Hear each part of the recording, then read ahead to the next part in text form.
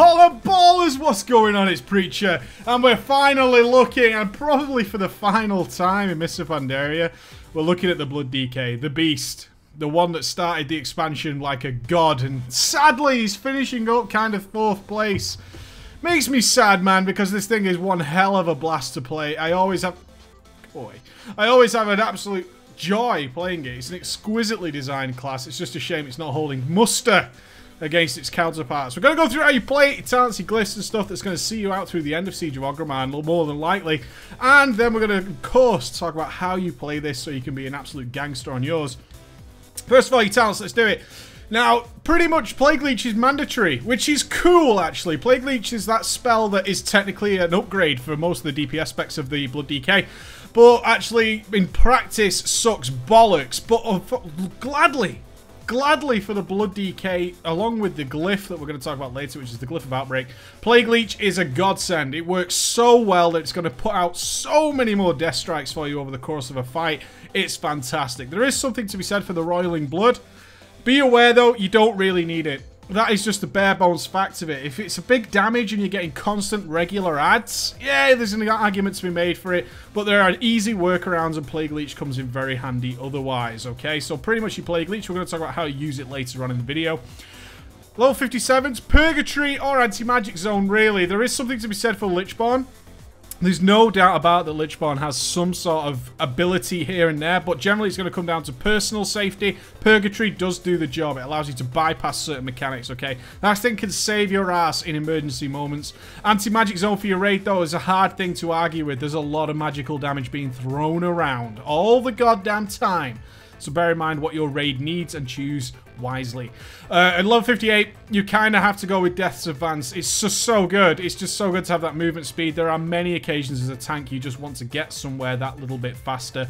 Get to those adds. Get to that ninja pull. Get to wherever it might be. Death's Advance is just there. 30 seconds. Boom. Passive 10% extra movement speed. Boom. Everything about it is good.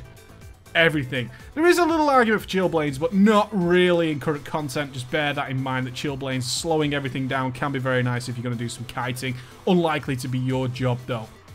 Level 60, Death Pact is just so much healing, on demand, emergency, go fuck yourself button. I would recommend a macro for it though, guys. I don't usually quote any macros, but a lovely Death Pact macro, which is just raise dead, cast Death Pact, put it on a button. When that emergency situation arises, boom boom Death Pact, and you're back alive. Simple as. Healing the Deathknight for 50% of his maximum health.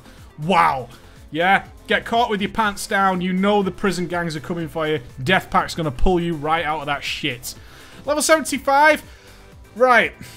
Blood Pact technically is better. I just do not like the way it works. My personal opinion, I do not like the way Blood Tap works. I know a lot of people are just macroing Blood Tap into their abilities, which makes it kind of useless in my opinion. Runic Corruption, though, you can kind of plan it.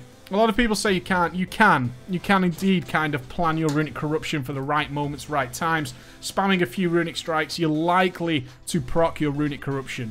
Blood Tap is there if you want to have... the technicality reason for this is it's very controlled. What I often find is people are just macroing it together, and therefore it's not really working as intended. It's not what people actually want. So, both of them. Runic Empowerment is sadly lackluster.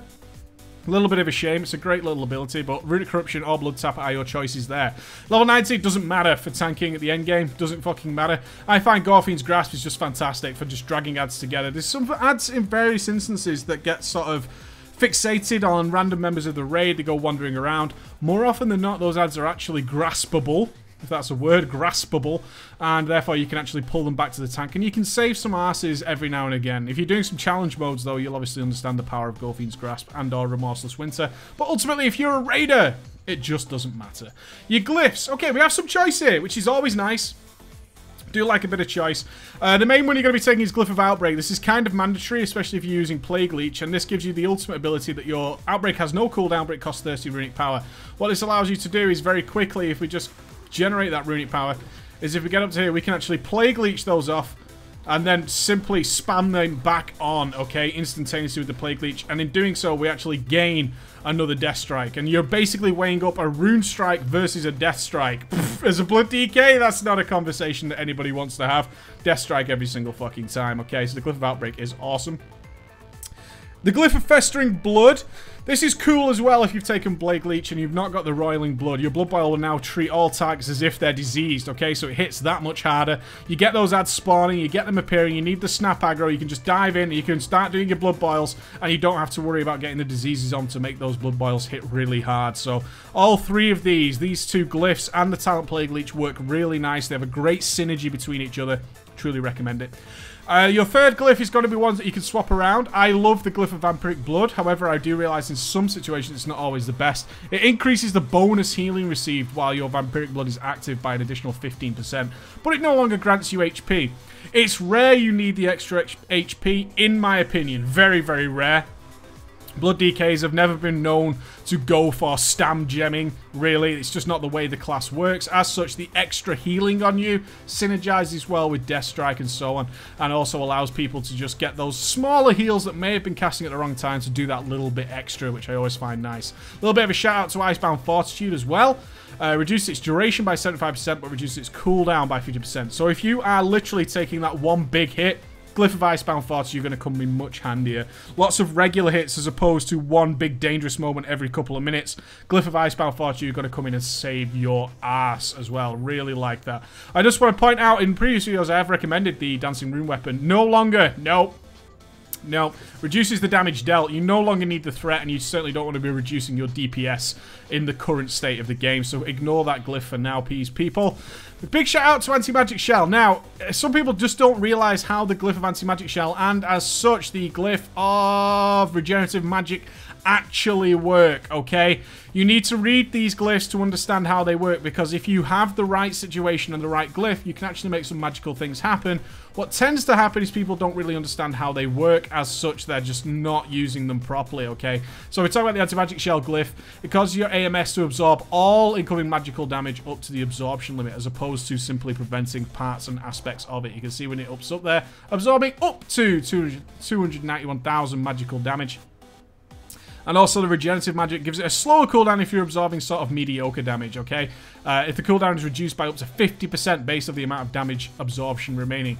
Not a bad glyph if you're learning the Blood DK. If you're using AMS at all the wrong times, or you feel like you're not using it correctly, you're not really planning for magical damage properly, then you might see some benefit out of that bad boy. Let's talk about our gemming. Easy peasy. Easy fucking peasy. Get up to your dodge and hit cap, and then just go for as much mastery as you possibly can squeeze in. If you've got some nice mixed gems, go for a mastery stam gem. And if you want to get anything else, it's just pure mastery. Simple as that. Always nice to pick up your set bonuses as a Blood DK. They generally come in quite handy. An extra 90 stamina here and there. All that kind of stuff. 270 stamina. Don't worry too much about optimizing massively. All you need to realize is if you want to pick up some mastery stamina gems, you want to pick up some pure mastery gems, you've got some yellow slots. And if you have them red slots, go ahead and get an expertise mastery gem. Ignore the gloves, they're my DPS gloves. Simple as that. Expertise mastery in the red. Pure mastery in the yellow, and stam mastery in the blue. Easy as that. Simple stuff. Okay, guys? Right, how do we play this bad boy? It's relatively simple to start with, okay? We're going to get our diseases on. Bear in mind, if you've got the Glyph of Outbreak, you can't just open with an Outbreak anymore. And our job is to generate huge blood shields. That's what we want to be doing. So we're going to use our usual rotation, which is use your normal runes and death runes need to all be used on Death Strike, okay? Heart Strike is there as a kind of filler. What I tend to do with my Heart Strike is wait until there's one at least full and the other one's regenerating. Then I'll go ahead and fire it off, okay? Then you want to use your Scarlet Fever procs to refresh your diseases. You won't have to be doing that. And then you just keep on top of these runes, okay? To generate a good blood shield, you need to take some incoming damage. A lot of people use an add-on for this. I personally don't think it's necessary. I generally watch my health bar. If I'm taking some damage, then I'm going to be generating good blood shields at a regular basis. Don't be that guy who's waiting for the super blood shield. Some people will be like, well, my blood shield is bigger than your blood shield, so therefore I am superior in every single way. It's just not true. You want decent, regular blood shields is what you're after at all times, okay? Decent, regular blood shields is what's going to get you the gravy train. That's going to make people really happy. If you take a Plague Leech, you need to squeeze that into your rotation. You can see I've got to tell me when there to suck the diseases off. You have to make sure you have some runes depleted. Let me just deplete some. Plague Leech them off. reapply with Outbreak, and continue as normal. And you're going to pick up a ton more extra death strikes along the way. As simple as that. Real easy, guys, okay? What this spec is not is spammy. A lot of people play it like a DPS spec. It's not. You need to be just watching your incoming damage to make sure you're doing some decent blood shields. It's okay to delay for a couple of seconds while you pick up some extra incoming damage. Sounds a little bit strange, I know. Keep an eye on that Plague Leech. Use it on cooldown, and you're going to pick up a ton more extra death strikes. Don't be sitting on runes. That is always terrible. You need your runes to regenerate. That way you're going to be generally putting out a ton more blood shields naturally. But delaying for a couple of seconds while you wait for a little bit of incoming damage is always cool.